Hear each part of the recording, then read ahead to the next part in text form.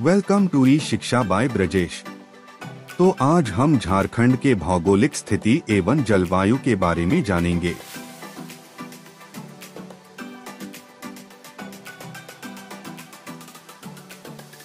प्रदेश का ज्यादातर हिस्सा छोटा नागपुर पठार का हिस्सा है, जो कोयल, दामोदर, ब्रह्मणी, खड़की एवं स्वर्णरेखा नदियों का उद्गम स्थल भी है, जिनके जल क्षेत्र ज्यादातर झारखंड में है।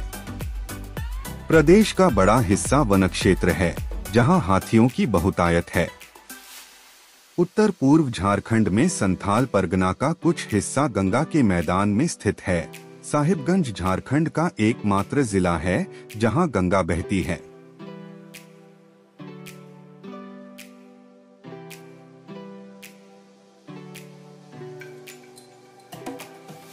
छोटा नागपुर पठार पूर्वी भारत में स्थित एक पठार है। झारखंड राज्य का अधिकतर हिस्सा एवं पश्चिम बंगाल, बिहार व छत्तीसगढ़ के कुछ भाग इस पठार में आते हैं। इसके पूर्व में सिंधु गंगा का मैदान और दक्षिण में महानदी है। इसका कुल क्षेत्रफल 65,000 वर्ग किमी है।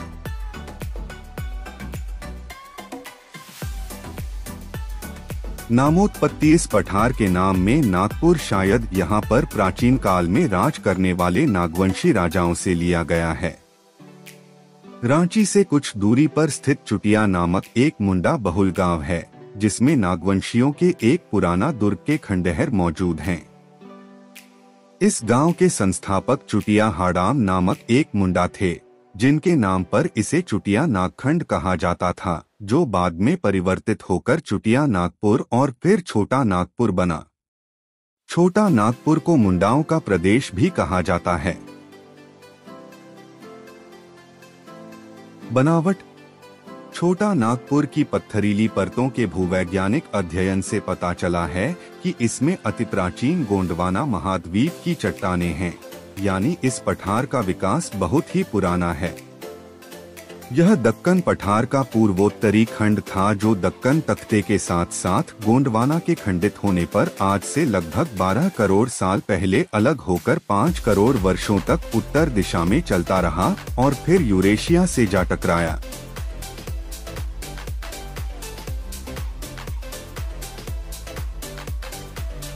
अन्य विवरण। इस पठारी क्षेत्र में कोयला का अकूत भंडार है, जिससे दामोदर घाटी में बसे उद्योगों के ऊर्जा संबंधी आवश्यकताएं पूरी होती हैं।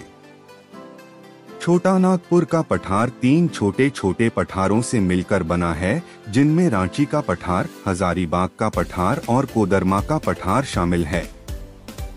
रांची पठार सबसे बड़ा पठार है, जिसकी औसत ऊंचाई 700 मीटर है। पूरे छोटा नागपुर पठार का क्षेत्रफल लगभग 65,000 वर्ग किलोमीटर है।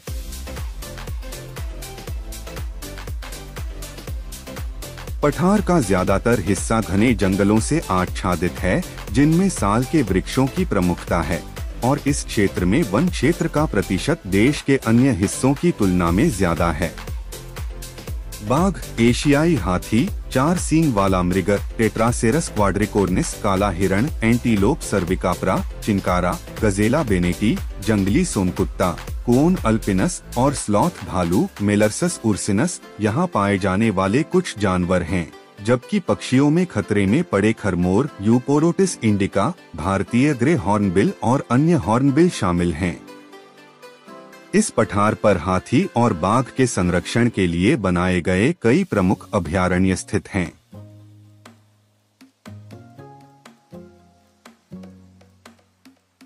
झारखंड छोटा नागपुर के पठार पर अवस्थित होने के कारण इसे छोटा नागपुर प्रदेश भी कहा जाता है। प्राकृतिक दृष्टि से यह राज्य 2 भाग छोटा नागपुर और संताल परगना में बंटा है। यह राज्य आदिवासी बहुल है। यह मूलतः एक वन प्रदेश है, प्रचुर मात्रा में खनिज भंडार भी है। इस कारण इस प्रदेश को खनिजों का प्रदेश भी कहते हैं। दामोदर नदी।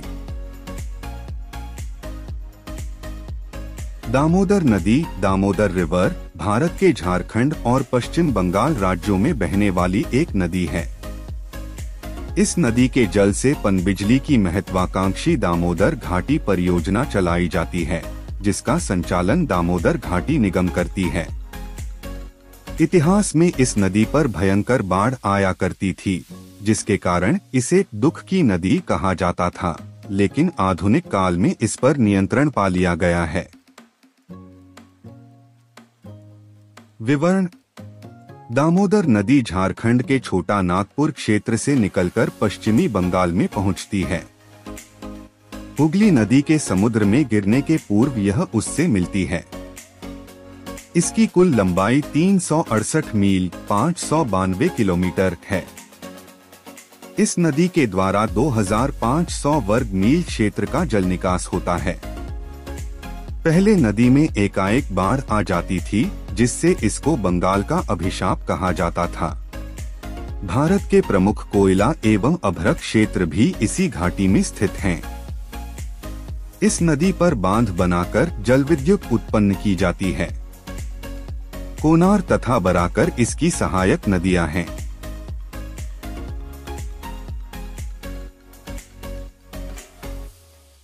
दामोदर का अर्थ: दामोदर का अर्थ है पेट के चारों ओर रस्सी, जो संस्कृत के दम दमा रस्सी और उदर उदरा पेट से लिया गया है। दामोदर भी हिंदू भगवान कृष्ण को दिया गया एक और नाम है, क्योंकि उनकी पालक मां यशोदा ने उन्हें एक बड़े कलश से बांध दिया था। अवधि: दामोदर एक वर्षा आधारित नदी है। इसका उद्गम झारखंड में छोटा नागपुर पठार पर खमरपत पहाड़ी से होता है। हुगली नदी में मिलने से पहले यह 368 मील 592 किलोमीटर की दूरी तय करती है। सहायक नदियों: दामोदर नदी की कई सहायक नदियां और उपसहायक नदियां हैं, जैसे बराकर, कोनार, बोकारो, हाहारो, जमुनिया, घरी, गुइया, खड़िया और भेरा। दामोदर और बराकर छोटा नागपुर पठार को विभाजित करते हैं। नदियां पहाड़ी इलाकों से बड़े वेग से गुजरती हैं और अपने रास्ते में आने वाली हर चीज को बहा ले जाती हैं। बराकर द्वारा हजारीबाग जिले में बरही के पास ग्रांड ट्रंक रोड पर 2 पुलों को तोड़ दिया गया था। 1913 में महान पत्थर का पुल और उसके बाद 1946 में लोहे का पुल।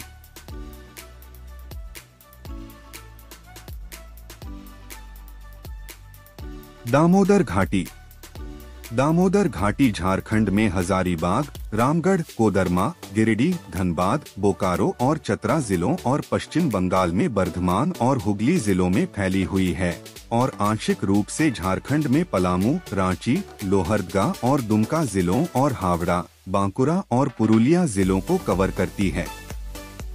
पश्चिम बंगाल में 24,235 वर्ग किलोमीटर 9,357 वर्ग मील के कमांड क्षेत्र के साथ।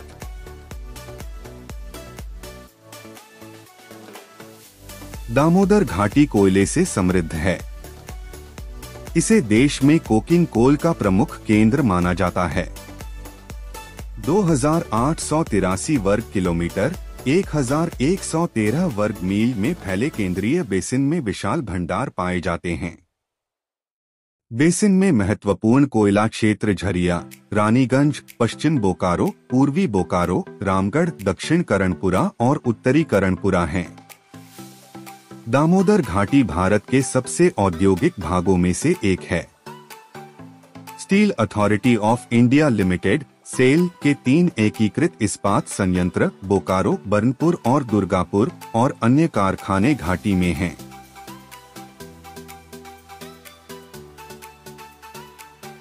दामोदर घाटी निगम DVC पनबिजली उत्पादन के लिए घाटी में कई बांधों का निर्माण किया गया है। इस घाटी को भारत का रुहर कहा जाता है। दामोदर घाटी निगम, जिसे आमतौर पर DVC के नाम से जाना जाता है, 7 जुलाई 1948 को भारत की संविधान सभा के एक अधिनियम 1948 का अधिनियम संख्या 14 द्वारा स्वतंत्र भारत की पहली बहुउद्देशीय नदी घाटी परियोजना के रूप में अस्तित्व में आया। इसे संयुक्त राज्य अमेरिका के टेनेसी वैली अथॉरिटी की तर्ज पर बनाया गया है।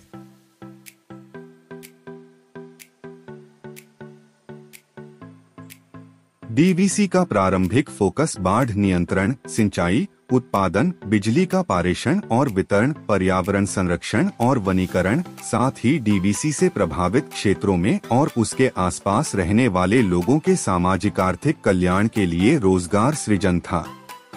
परियोजनाएं। हालांकि पिछले कुछ दशकों में बिजली उत्पादन को प्राथमिकता मिली है। डीवीसी के अन्य उद्देश्य इसकी प्राथमिक जिम्मेदारी का हिस्सा बने हुए हैं। घाटी में बांधों की अधिकतम बाढ़ को 7,100 से 18,400 क्यूबिक मीटर प्रति सेकंड, 2,50,000 से 6,50,000 क्यूब फीट सेकंड तक नियंत्रित करने की क्षमता है। डीवीसी ने 3,640 वर्ग किलोमीटर, 1,410 वर्ग मील की सिंचाई क्षमता बनाई है।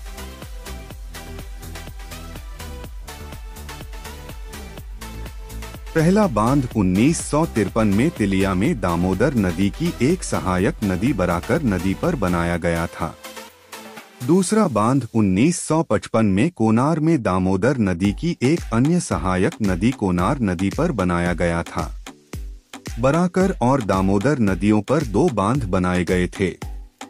1957 में मैथन और 1958 में पंचेत में बनाए गए थे। दोनों बांध नदियों के संगम बिंदु से लगभग 8 किलोमीटर 5 मील ऊपर हैं। इन 4 प्रमुख बांधों पर डीवीसी का नियंत्रण है। दुर्गापुर बैराज का निर्माण 1955 में 4 बांधों के डाउनस्ट्रीम में दुर्गापुर में दामोदर नदी पर किया गया था, जिसमें नहरों और वितरणियों की एक व्यापक प्रणाली को पानी देने के लिए दोनों तरफ नहरों के लिए हेड रेगुलेटर थे।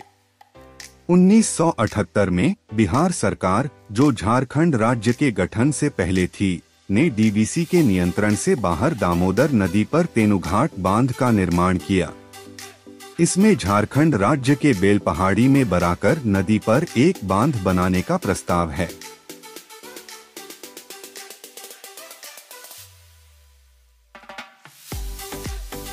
ब्रह्मणी नदी। ब्राह्मणी नदी का उद्गम दुमका जिले के उत्तर में स्थित दुधवा पहाड़ी से होता है। यह दामिनी कोह में झिलीमिली और मोसनिया बंगला होते हुए बहती है। यह दरिन मौलेश्वर के पास दुमका जिले को छोड़कर झारखंड से बाहर निकलती हुई नल्हाती रेलवे स्टेशन के पास गंगा में मिल जाती है। ब्राह्मणी नदी की प्रमुख सहायक नदियों में गुमरो और एरो हैं।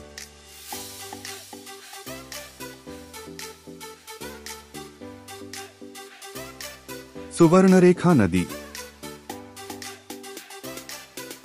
विवरण।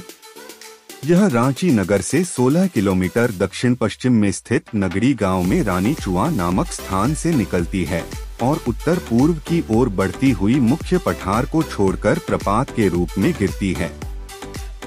इस प्रपात झरना को हुंडरू जलप्रपात हुंडरूघाघ कहते हैं। प्रपात के रूप में गिरने के बाद नदी का बहाव पूर्व की ओर हो जाता है और मानभूम जिले के 3 संगम बिंदुओं के आगे यह दक्षिण पूर्व की ओर मुड़कर सिंहभूम में बहती हुई उत्तर पश्चिम से मिदनापुर जिले में प्रविष्टि होती है। इस जिले के पश्चिमी भूभाग के जंगलों में बहती हुई बालेश्वर जिले में पहुंचती है।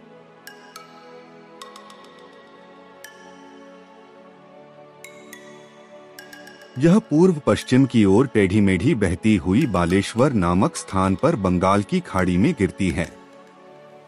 इस नदी की कुल लंबाई 474 किलोमीटर है और लगभग 28,928 वर्ग किलोमीटर का जल निकास इसके द्वारा होता है। इसकी प्रमुख सहायक नदियां कांची एवं करकारी हैं।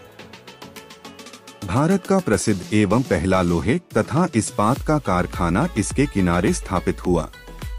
कारखाने के संस्थापक जमशेद जी टाटा के नाम पर बसा यहाँ का नगर जमशेदपुर या टाटा नगर कहा जाता है।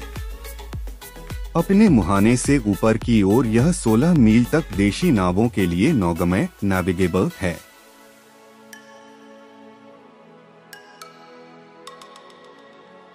मिट्टी के वर्गीकरण के अनुसार प्रदेश की ज्यादातर भूमि चट्टानों एवं पत्थरों के अपरदन से बनी है, जिन्हें इस प्रकार उपविभाजित किया जा सकता है। लाल मिट्टी, जो ज्यादातर दामोदर घाटी एवं राजमहल क्षेत्रों में पाई जाती है। माइका युक्त मिट्टी, जो कोदरमा, झुमरी तिलैया, बड़कागांव एवं मंदार पर्वत के आसपास के क्षेत्रों में पाई जाती है। बलुई मिट्टी ज्यादातर हजारीबाग एवं धनबाद क्षेत्रों की भूमि में पाई जाती है। काली मिट्टी राजमहल क्षेत्र में। लैटेराइट मिट्टी, जो रांची के पश्चिमी हिस्से, पलामू, संथाल परगना के कुछ क्षेत्र एवं पश्चिमी एवं पूर्वी सिंहभूम में पाई जाती है।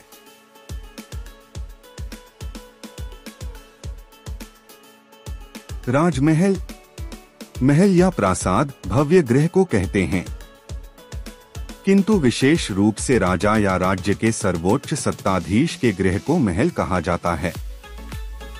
बहुत से ऐतिहासिक महलों का उपयोग आजकल संसद, संग्रहालय, होटल या कार्यालय के रूप में किया जा रहा है। भारत की प्राचीन वास्तुविद्या के अनुसार प्रासाद लंबा, चौड़ा, ऊंचा और कई भूमियों का पक्का या पत्थर का घर को कहते हैं, जिसमें अनेक श्रृंग, श्रृंखला, अंडकादि हो तथा अनेक द्वारों और गवाक्षों से युक्त त्रिकोश, चतुष्कोण, आयत, वृत्त शालाएं हों।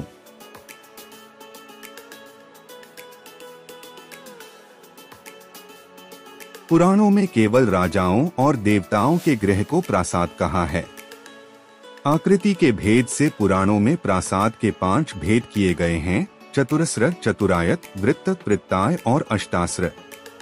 इनका नाम क्रम से वैराज, पुष्पक, कैलास, मालक और त्रिविष्टप है। भूमि, अंडक, शिखर आदि की न्यूनाधिकता के कारण इन 5 के 9 भेद माने गए हैं। जैसे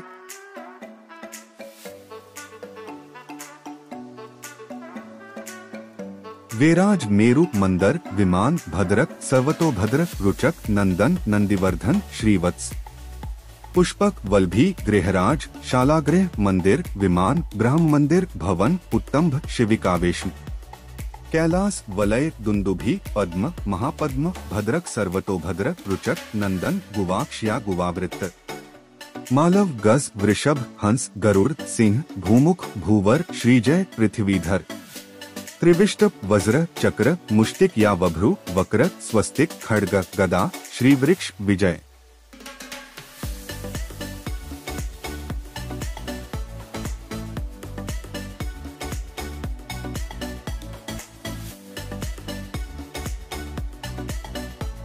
और अधिक जानकारी के लिए हमारे चैनल को लाइक, शेयर एंड सब्सक्राइब करें। Thank you.